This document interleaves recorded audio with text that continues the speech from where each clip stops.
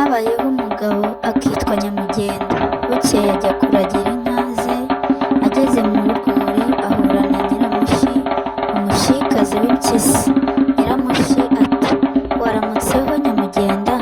Nyamugenda ati: "Waramutseho nawe Nyiramushi." Impyisi iragenda, bukeye iragaruka iti: "Waramutseho Nyamugenda?" Ati: "Yego." Impyisi iti: "Mbese iyi ntama yawe irarara he?" Nyamugenda ati: "Intama yanjye irarara iruhande rw'ikigega." Impyisi irongera iramubaza iti: "Iki kintu ufite ni iki?" Undi ati: "Ni ubuhiri bwanjye." Impyisi iti: "Ukaba umaze iki?"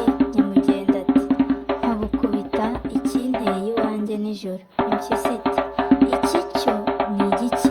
Nyamugenda ati: "Ni icumu, nkaritera uje kuntera iwanjye." Impyisi iti: "Yeee." Bwije Nyamugenda aracyura, intama ayizirika ku kigega, arugarira, yicara ku gicaniro. Impyisi nayo ijya kubwira zene wayo iti: "Nimuze njye kubereka aho tujya gukura intama." Izindi mpyisi ziti: "Hogi." Ziragenda. Ngo zigere ku rugo, impyisi irazibwira ngo nizibe zoroheje, zigume ku irembo, ibanze ijye kugenzura. Izo mpyisi Nyamuvuna na Gacinyanzugi na Nyiramushi nyina wazo. Iragenda isesera mu myugariro, ngo igere mu rugo imbere ibona ya ntama aho iziritse ku kigega. Iromboka yegera ya ntama ngo ijye kuyicakira. Nyamugenda ayikubita ubuhiri mu gahanga, iriruka.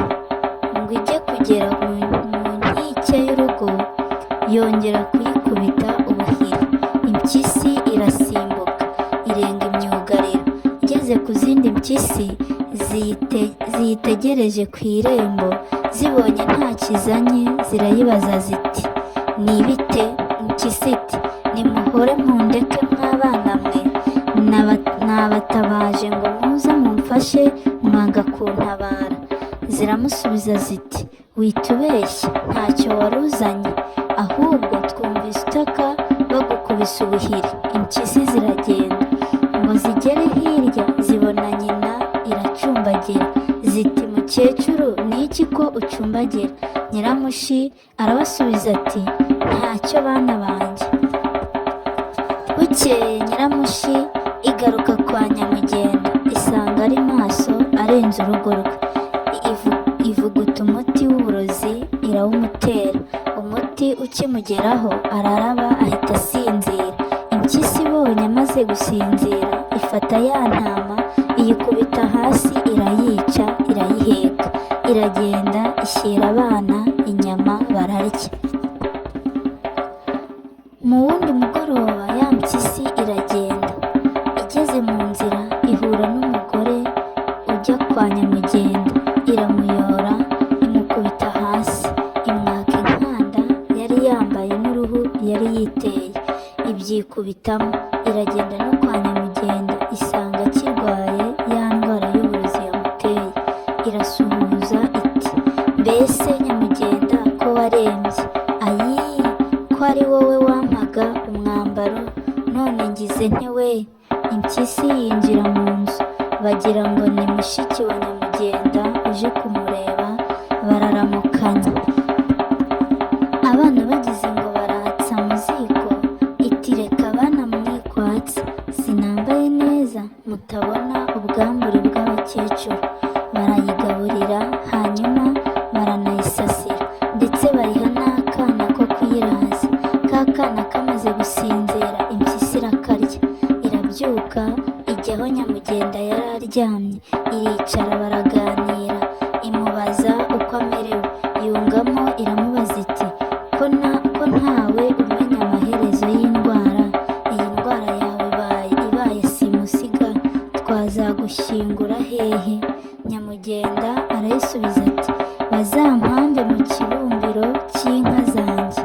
Bamaze kuvugana, Nyamugenda agatotsi karongera karamutwara.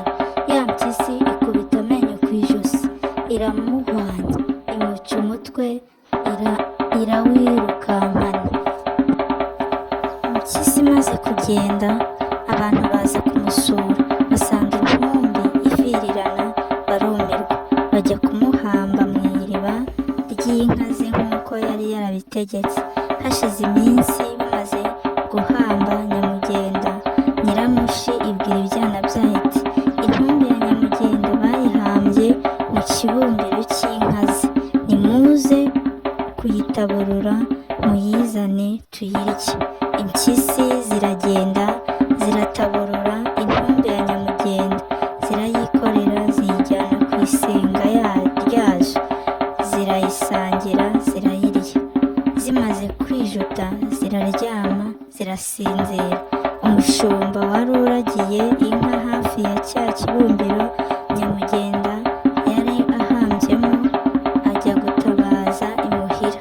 Abantu barahurura, bageze ku kibumbiro basanga imva yasamye. Bakurikira inkura y'aho impyisi zanyuze, bagera ku isenga yazo, basanga za nyamunsi zisinziriye zishuse intumbi ya Nyamugenda. Bazahukamo bazikubita amahiri barazitsemba.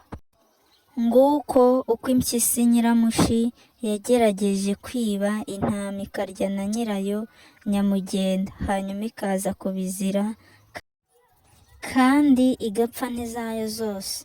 Mu migani y'Ikinyarwanda, impyisi ihora igaragaza ubusambo n'ubuhubutsi. Si jye wahera hahera umugani.